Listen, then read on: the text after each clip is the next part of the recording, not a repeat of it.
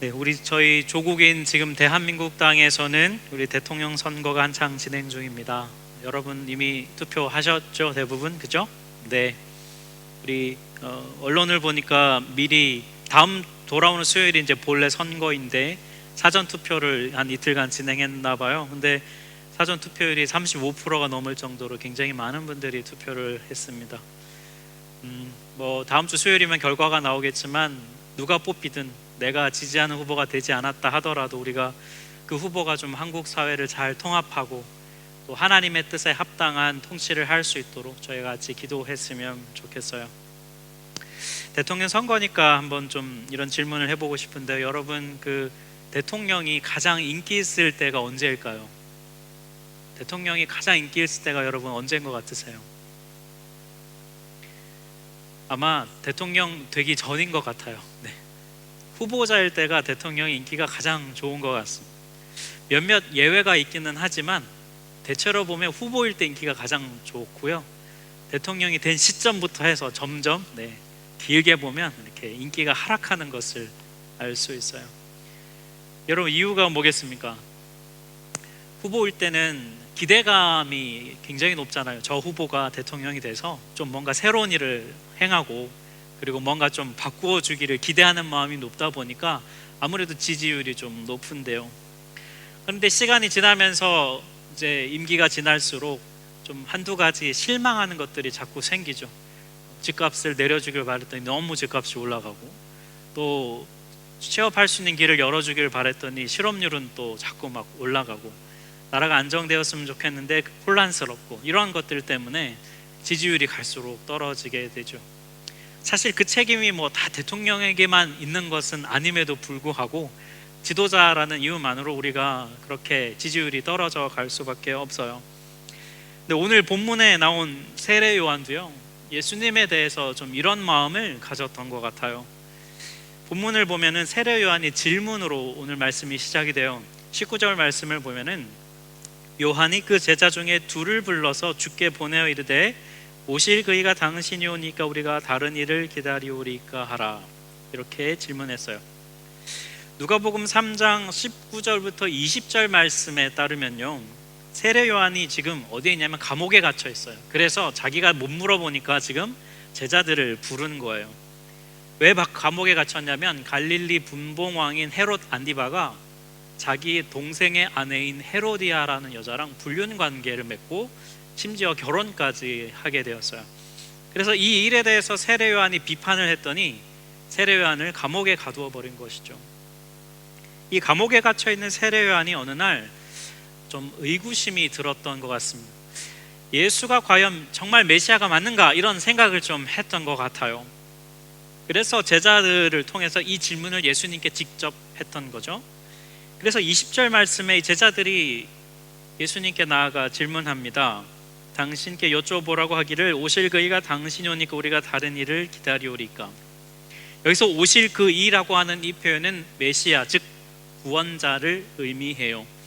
여러분 세례 요한이 왜 이런 질문을 하게 되었을까요? 예수가 정말 메시아가 맞는지 의구심을 가지게 된 이유가 뭐겠습니까? 그럼 바로 세례 요한이 생각했던 그런 기대했던 메시아의 모습과 예수님의 모습이 너무 달랐기 때문이에요. 그러면 세례 요한이 기대했던 메시아는 어떤 모습이었을까요? 그것은 바로 심판자로서의 모습이었어요. 어떻게 할 수 있냐면 세례 요한이 사람들에게 예수님에 대해 소개하는 말씀을 보면 알 수 있어요.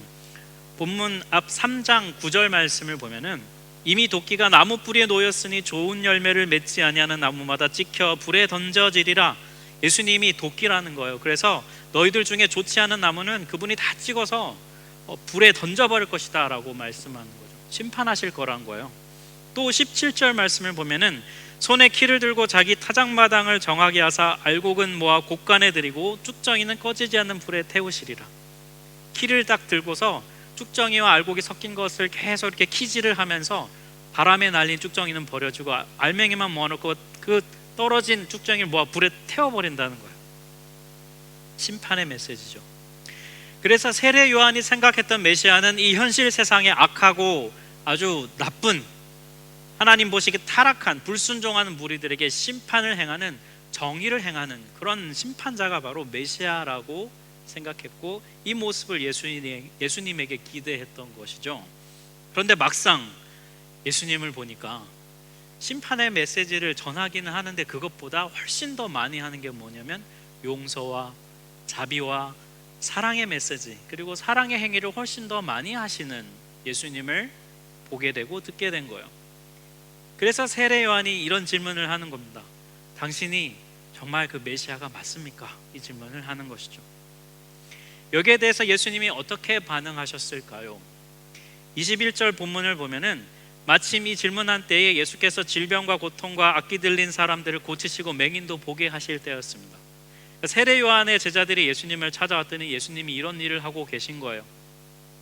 아마도 세례 요한의 제자들이 기다렸을 거예요. 예수님을 만나기 위해 기다리면서 그들 눈앞에서 이 벌어지는 이 광경을 그들은 보았을 것입니다. 그리고 나서 예수님에게 세례 요한의 질문을 전달을 했어요. 그랬더니 그 질문을 듣고 예수님의 대답, 그게 바로 오늘 본문 22절 말씀인데요. 우리 22절 말씀은 같이 한번 한 목소리로 합독했으면 좋겠습니다. 예수께서 대답하여 이르시되 너희가 가서 보고 들은 것을 요한에게 알리되 맹인이 보며 못 걷는 사람이 걸으며 나병 환자가 깨끗함을 받으며 귀먹은 사람이 들으며 죽은 자가 살아나며 가난한 자에게 복음이 전파된다 하라. 예수님이 질문을 듣고 당신 메시아 맞습니까? 라는 질문에 그래 내가 메시아다 이렇게 대답하시지 않고요, 은유적으로 표현하셨어요. 뭐라고 표현하셨냐면 당신 메시아 맞습니까? 라고 그랬더니 지금 너희가 본 그대로다 이렇게 대답하시는 거예요. 예수님의 이 대답에는 사실 이런 뜻이 좀 담겨 있어요. 풀어서 설명드리면 내가 오실 그이 메시아가 맞냐고 나한테 질문한다면 나는 너희가 왜 그런 질문을 하는지 알 것 같다. 그래 내가 바로 그 메시아가 맞아. 하지만 너희가 기대하는 방식으로 일하는 그런 메시아는 아니야 라고 대답하시는 거예요. 여러분, 만약에 여러분이 예수님에게 질문했는데 예수님이 이렇게 대답하신다면 여러분은 어떻게 반응하시겠습니까? 그럼 다소 좀 실망스럽지 않겠습니까? 구원자가 맞는데 내가 기대했던 구원자가 아니래요. 얼마나 실망스러워요. 차라리 구원자가 아니라고 그러면 그건 다른 사람을 기다리면 되잖아요. 근데 구원자가 맞는데 내가 기대했던 구원자는 아니라는 것입니다. 그럼 우리가 구원자를 기다린다면, 메시아를 기다린다면 여러분 우리가 언제 그렇게 구원자를 기다릴까요? 지금 내가 살고 있는 현실이 너무 버거울 때죠. 내 힘으로 극복할 수 없는 한계에 부딪혔을 때 우리는 그때 구원자를 바라요. 그래서 지금 나의 이 어려운 상황으로부터 나를 벗어나게 해줄, 이 문제를 해결해 줄 그 구원자를 바라고 기대해요. 그런데 예수님의 이 대답은요, 그 기대감을 충족시켜 주지 못하고 있어요. 너희가 기대하는 그런 방식으로 나는 일하지 않을 거라는 거예요. 예수님이 우리 기대와 다른 구원자시라는 거예요. 우리가 신앙생활을 하면서 나의 바람과 기대와 다르게 일하시는 하나님을 만날 때가 있어요. 그럴 때 우리는 실망스럽습니다. 우리가 진짜 답답하고 힘들 때가 언제냐면요, 하나님이 잘 이해가 되지 않을 때예요. 하나님 왜 이렇게 하시죠? 하나님 당연히 이 문제는 해결해 주실 줄 알았는데 왜 이것을 해결해 주시지 않죠? 그런 상황에 부딪히면요, 참 마음이 답답하고 힘들어요. 시험에 들어요. 그리고 심한 경우는 하나님을 떠나기도 해요. 여러분은 이럴 때 어떻게 하십니까? 여러분, 하나님이 이해되지 않을 때 여러분은 어떻게 반응하세요? 대개의 경우 우리는 하나님께 상처를 받고 마음이 상할 때가 있어요. 왜 나를 이런 일을 벌어나도록 내버려 두시는지, 하나님 왜 이런 방식으로 일하시는지 잘 이해할 수 없기 때문이죠. 내가 원하고 바라는 대로 일해 주시지 않아서 좀 하나님께 서운한 마음이 들기도 해요. 내가 열심히 수고하고 애쓰고 헌신했는데 나한테 이렇게 보답하시나? 이런 좀 일종의 배신감도 들기도 해요. 그래서 우리의 대부분은요, 하나님이 이해되지 않으면 마음을 닫아버리는 경우가 많습니다. 머리로는 우리가 이렇게 생각해요. 그래, 하나님의 섭리가 있겠지. 내가 알지 못하는 하나님의 계획이 있겠지. 하나님이 선하시다고 하니까 한번 믿어보자. 이런 정말 우리 있는 믿음 없는 믿음 다 끌어모아가지고 이렇게 머리로는 생각을 해요. 그리고 그렇게 꾹꾹 참고 신앙생활을 해 갑니다. 하지만 여러분, 사실 이런 상태는요, 우리 신앙생활에 위기가 찾아온 거예요. 하나님과의 관계에서 위기가 찾아온 것입니다. 왜 위기라고 말씀드리냐면, 이런 상황을 여러분 몇 번만 더 경험하면요, 진짜 우리가 하나님 신뢰하는 게 너무 어렵기 때문이에요. 여러분, 사람과의 관계도 마찬가지이지 않습니까? 내가 정말 친하다고 생각하는 사람, 정말 나를 사랑해 줘야 하는 사람, 그 사람이 나에게 상처 주고 나의 기대와 다르게 반응해 주고 행동하면은요, 우리 마음이 참 힘들어요. 마음이 상해요. 그런데 그런 상황이 몇 번 더 계속해서 반복되면요, 그 사람하고 친밀함을 유지하는 게 너무 힘들고 어렵죠. 여러분, 하나님과의 관계도 마찬가지입니다. 하나님과의 관계에서 이렇게 문제가 생기면요, 하나님을 온전히 신뢰하고 사랑하는 게 참 되게 어렵다는 거예요. 여러분, 이런 상황에 마주하게 되면 여러분, 우리가 어떻게 해야 될까요? 우리가 이런 상황에 마주하게 될 때 우리가 가장 먼저 해야 될 것은 뭐냐면, 하나님께 질문하는 것입니다. 우리 하나님께 질문해야 돼요. 오늘 본문을 보면요, 세례 요한이 예수님이 도무지 이해가 되지 않았어요. 정말 메시아가 맞나? 왜 내가 기대했던 거가 다르지? 왜 심판의 메시지를 전하지 않는 거지? 근데 의구심이 들었어요. 그래서 그가 가장 먼저 한 게 뭡니까? 자기가 갈 수 없으니 제자들을 불러서 질문하는 것이었습니다. 여러분, 하나님이 이해가 되지 않을 때 질문의 자리로 우리는 나아가야 돼요. 여러분, 기도 속에서요, 하나님께 물어야 됩니다. 하나님, 왜 이러시죠? 하나님, 뭐죠? 하나님, 이 상황을 제가 도대체 어떻게 받아들여야 되죠? 라고 우리는 하나님께 질문해야 돼요. 적극적으로 물어야 됩니다. 여러분, 언제까지 질문해야 될까요? 우리 언제까지 물어야 되겠습니까? 답을 들을 때까지 물어야 돼요. 대부분 우리가 답답하면 질문을 하기는 해요. 근데 한두 번 하고 그냥 말아요. 그냥 푸념 섞이게 그냥 하나님 어떻게 해야 되나요? 라고 하고 그냥 한두 번 하고 그냥 멈춰버립니다. 답 안 하시나 보다, 관심 없나 보다, 알아서 하시겠지, 그냥 그렇게 하고 더 이상 질문하지 않아요. 근데 우리가 그렇게 하지 말고요, 답을 들을 때까지 계속 질문해야 됩니다. 그리고 하나님께 계속 질문하면서 하나님께 매달리는 사람, 그 사람이요, 믿음이 좋은 사람이에요. 왜 그런 줄 아세요, 여러분? 하나님께 질문한다는 것은, 하나님께 계속 묻는다는 것은 뭘 의미하냐면, 어떻게든 내가 하나님을 좀 이해해 보려는 내 마음의 표현이기 때문이에요. 어떻게든 하나님과의 틀어진 관계를 회복하고 싶어서 하나님께 부르짖는 나의 부르짖음이기 때문입니다. 우리 안에 하나님을 이해하려는 마음이 없으면요, 질문하지도 않아요. 하나님, 그러면 그렇지, 언제는 내 기도 들어주셨나, 어차피 자기 뜻대로 하시는데 라고 기도하지 않아요. 하나님 알아서 하시겠지, 모르겠다, 알아서 하세요, 그리고 그냥 끝내요. 이렇게 그냥 여러분 넘기는 건요, 하나님 사랑하는 마음이 없는 거예요. 하나님을 이해하려고 어떻게든 왜 이러시는지를 그 답을 듣기 위해 매달리는 것이, 그게 하나님 사랑하는 사람의 모습이에요. 하나님과 관계에 위기가 생겼을 때에 이걸 풀어가려고 그 과정으로 들어가는 것, 그게 바로요, 하나님을 사랑하는 사람의 모습입니다. 여러분 어떻게 하시나요?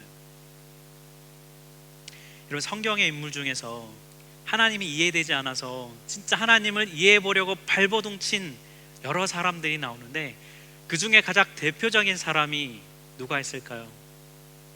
아마도 우리가 흔히 잘 아는 다윗인 것 같아요. 여러분, 이 찬양 아시죠? 나의 영혼이 잠잠히 하나님만 바라며. 제가 더 잘하지만 시간 관계상 여기까지만. 그리고 이 찬양이 여러분 시편 62편의 가사예요. 시편입니다. 다윗이 쓴 시예요. 근데 이 시편 62편 6절에 보면 이렇게 고백합니다. 오직 그만이 나의 반석이시요 나의 구원이시요 나의 요새이시니 내가 흔들리지 아니하리로다. 이 찬양의 후렴 가사거든요. 여러분, 이 시를 쓴 다윗의 인생 어땠습니까? 다윗의 인생은 진짜 그의 인생 전반부는요 억울한 인생이에요. 한마디로 표현하면 억울함입니다. 다윗은 자기가 왕이 되겠다고 막 나선 적이 없어요. 그냥 갑자기 찾아와서 기름 부음 받고 왕으로 선택됐어요. 여러분, 그가 믿음이 정말 뛰어나지 않았습니까? 그래서 모두가 두려워할 때 나가서 블레셋과 싸워서 골리앗을 싸워 이겼잖아요. 이스라엘에게 승리를 가져다 준 여러분 믿음의 용사입니다. 여러분, 이 정도 되면, 그죠? 그 다음의 예상, 우리가 생각하는 다윗의 다음 인생은 어떻게 돼야 됩니까? 축복과 평탄한 길을 가는 것이 사실은 우리가 상식적으로 생각하는 모습인데요, 그거는커녕 10년 넘게 사울에게 쫓겨다니면서 목숨을 부지하기 위해, 생존하기 위해 발버둥 쳤던 사람이 다윗이에요. 그런 다윗이요, 이 6절 말씀, 오직 하나님이 내 반석이시고 내 구원이시고 요새시다라고 고백할 수 있는 여러분 이유가 뭐겠습니까? 그가 어떻게 이런 고백할 수 있을까요? 이 다음 절인 8절 말씀이 그 이유를 설명해 주고 있어요. 8절 말씀을 우리 같이 한번 읽어보겠습니다. 백성들아, 시시로 그를 의지하고 그의 앞에 마음을 토하라. 하나님은 우리의 피난처시로다. 다윗은요, 하나님이 이해되지 않을 때 하나님께 질문한 것을 포기하지 않았습니다. 여기 보니까 시시로라고 말하죠. 무슨 뜻입니까? 그때마다 계속해서 그의 마음이 상하고 하나님을 이해할 수 없고 도대체 내가 왜 이렇게 살아야 하는지 정말 이해할 수 없을 때 그는 그때마다 하나님께 마음을 토로하며 질문했습니다. 하나님 왜요? 하나님 뭡니까? 하나님 도대체 당신의 뜻은 무엇인가요? 라고 다윗은 하나님께 매달렸어요. 다윗은 질문을 포기하지 않았습니다. 그랬더니 다윗은 그 질문 가운데 하나님을 만나고 하나님의 음성을 들었어요. 만약에 여러분 다윗이 계속 질문했는데 질문만 하고 하나님께 아무 답이 없었다면요, 다윗은 이런 시를 쓸 수 없었을 것입니다. 그는 하나님을 신뢰할 수 없었을 거예요. 하지만 그는 질문하는 것을 멈추지 않았고 그 결과 그는 하나님을 이해해 가기 시작했습니다. 하나님이 허락하신 이 상황을 받아들여 가기 시작했어요. 여러분, 하나님께 질문하는 자리, 그 자리가요 기도의 자리예요. 그게 기도의 자리입니다. 여러분, 오늘 본문의 세례 요한도 질문을 했어요. 하나님, 예수님, 제가 이 상황을 어떻게 이해해야 됩니까? 라고 질문했더니 그는 이런 답을 들었습니다. 22절에 보니 예수님이 이렇게 대답하셨어요. 너희가 가서 보고 들은 것을 요한에게 알려라. 너희가 보고 들은 것을 전해라고 했습니다. 이게 예수님의 대답이에요. 여러분, 세례 요한의 제자들이 보고 들은 게 뭡니까? 22절 우리 읽었잖아요. 맹인이 보고 못 걷는 사람이 걷고 나병 환자가 깨어 깨끗함을 받고 기먹은 사람이 듣고 죽은 자가 살아나고 가난한 자에게 기쁜 소식이 전해지는 것이었습니다. 그들이 그게 보고 들은 거예요. 이게 바로 뭡니까? 복음이죠. 예수님은 당신이 메시아가 맞습니까? 당신 구원자 맞나요? 라는 질문에 뭐라고 답하신 거냐면 네가 보고 들은 복음이 바로 나의 대답이다라고 말씀하시는 거예요.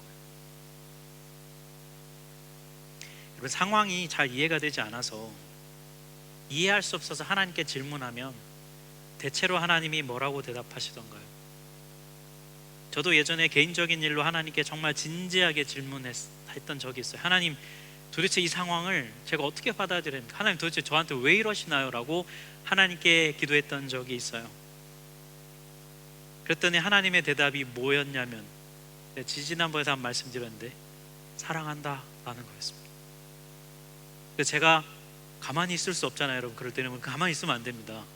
바로 아멘 하시면 안 돼요. 지금 나는 열받아 죽겠는데. 하나님께 따지는 거죠. 하나님, 지금 질문이 그게 아니잖아요. 주님 들리세요? 제 얘기가? 제 질문에 똑바로 답을 하셔야죠 라고 막 하나님께 또 질문했어요.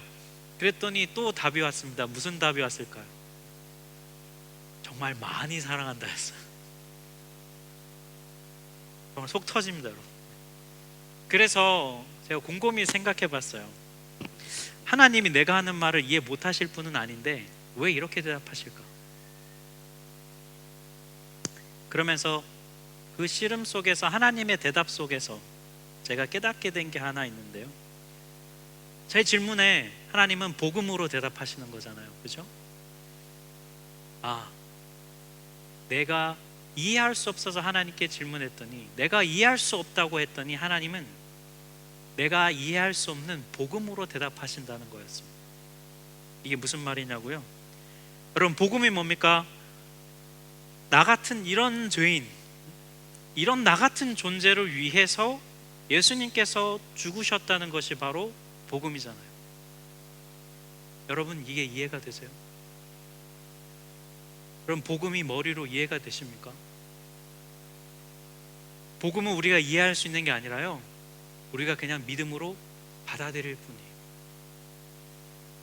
논리적으로 설명되는 게 아니라 그냥 선물로 우리에게 주어진 거예요. 근데 여러분, 그 복음을 갖고 여러분 하나님께 막 따져보신 적 있습니까? 하나님 왜 저입니까?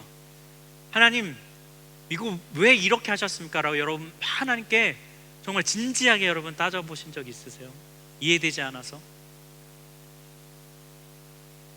우리는요, 나한테 이해가 안 돼도요, 나한테 그게 유익이 되면 우리는 따지고 질문하지 않아요.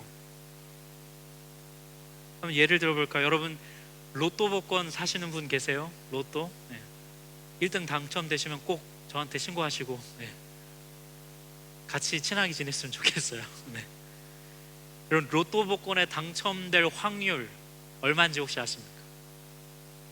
제가 어제 구글에 찾아봤어요. 그랬더니 어떻게 계산하는지 모르겠지만 800만 분의 1이랍니다. 800만 분의 1. 내 주변에 왜 1등 당첨된 사람이 없는지를 알겠어요. 이렇게 잘 나타내기 좀 힘든 거예요. 근데 여러분, 길 가다가 벼락 맞을 확률은 어느 정도 되는지 아세요? 400만 분의 1이래요. 400만 분의 1. 그러니까 여러분, 로또에 당첨될 확률보다 벼락 맞을 확률이 더 높아요.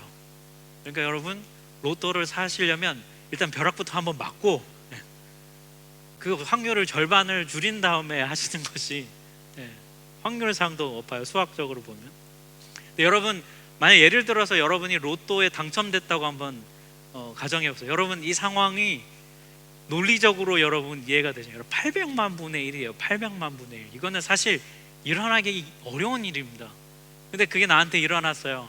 여러분 막 들고 가서 따집니까? 왜 내가 1등 당첨입니까?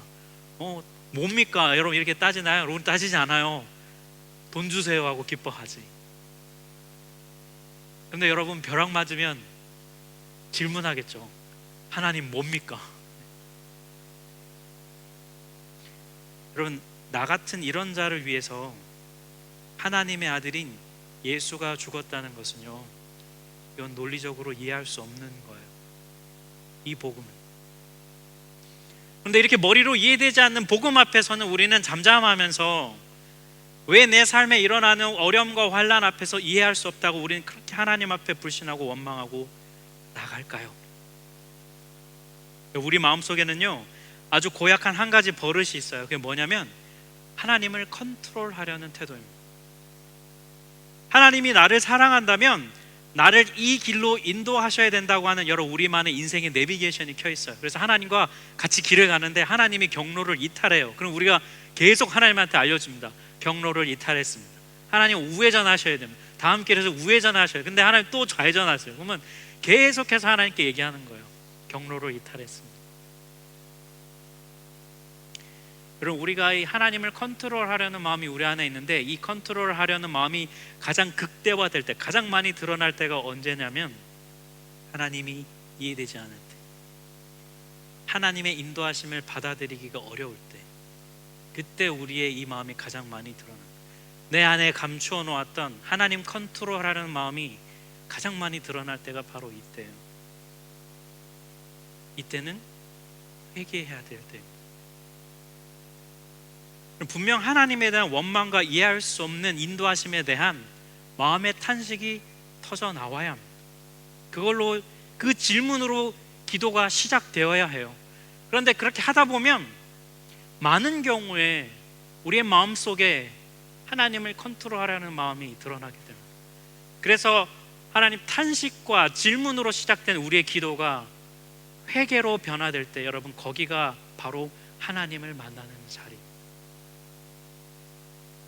하나님은 우리가 하나님을 진심으로 신뢰하기를 원하세요. 그게 하나님의 뜻입니다.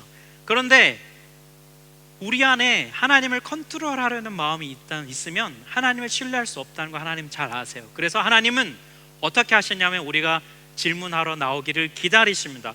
그리고 우리가 질문하는 바로 그 자리에서, 우리가 이해할 수 없다고 외치는 바로 그 자리에서 우리를 만나 주시죠. 그래서 여러분, 질문하기를 포기하면 안 되는 것입니다. 그 기도의 자리에서 하나님을 컨트롤하려는 못된 본성을 하나님은 깨트리십니다. 왜냐하면요, 그게 깨어져야만 우리는 성경에 나오는 하나님을 있는 그대로 믿고 우리의 주인이라 고백하며 따라갈 수 있기 때문이에요. 여러분, 이 컨트롤하려는, 우리가 하나님을 컨트롤하려는 마음이 깨어지지 않은 채 우리가 하나님을 믿으면 어떻게 되는 줄 아세요? 자기가 잘 믿는 줄 착각합니다. 그리고 기복신앙으로 나아가요. 내가 기도하면 다 된다고 하는 그런 왜곡된 믿음을 갖고 착각하면서 그게 좋은 믿음인 줄 알고 살아갑니다. 하나님 우리를 사랑하셔서요, 우리를 올바른 믿음으로 인도하세요. 그래서 우리를 내버려 두시지 않아요. 이해되지 않는 하나님을 신뢰하려면 질문으로 시작해야 합니다. 질문의 자리로 나아가야 합니다. 거기에서 우리를 만나주시는 하나님을 만나야 해요. 결국 오늘 본문에서 여러분, 세례 요한이 예수님께 던진 질문, 당신이 구원자가 맞습니까? 라고 하는 이 질문, 여기에 대한 예수님의 대답이 뭐냐면, 네가 보고 들은 것이 무엇이냐, 그거를 전해라 라고 말씀하세요. 네가 기대했던 방법으로 일하지 않는다 할지라도 내게 와서 보고 들은 게 뭐냐는 것입니다. 그게 바로 예수님의 대답이란, 그게 바로 뭡니까? 복음입니다. 사랑하는 성도 여러분, 여러분은 예수님께 오셔서 무엇을 보셨습니까? 여러분, 예수님께 뭘 들으셨습니까? 여러분이 보고 들은 게 여러분 복음 맞습니까? 하나님이 내 기대와 다르게 일하실 때 여러분 섣불리 포기하지 마세요. 여러분, 한두 번 하고 하나님 알아서 하시겠지, 귀찮아, 모르겠어, 여러분 그렇게 포기하지 마세요. 이해되지 않는 그 자리, 내가 질문을 가지고 나아가는 그 자리가 바로 하나님을 만나는 자리입니다. 내 안에 하나님을 컨트롤하려고 하는 못된 본성이 있다면 그것이 깨어지는 자리예요. 내 안에 이해되지 않는 하나님을 향한 탄식이, 그 탄식을 들으시고 때로는 위로로, 때로는 권면으로 격려를 하셔서 하나님의 뜻이 무엇인지 우리에게 보여주시는 그 하나님을 만나는 자리입니다. 그리고 거기가 바로 여러분 복음의 자리입니다. 이 자리로 하나님 우리를 부르고 계시니 여러분 기도의 자리로 나아가십시오.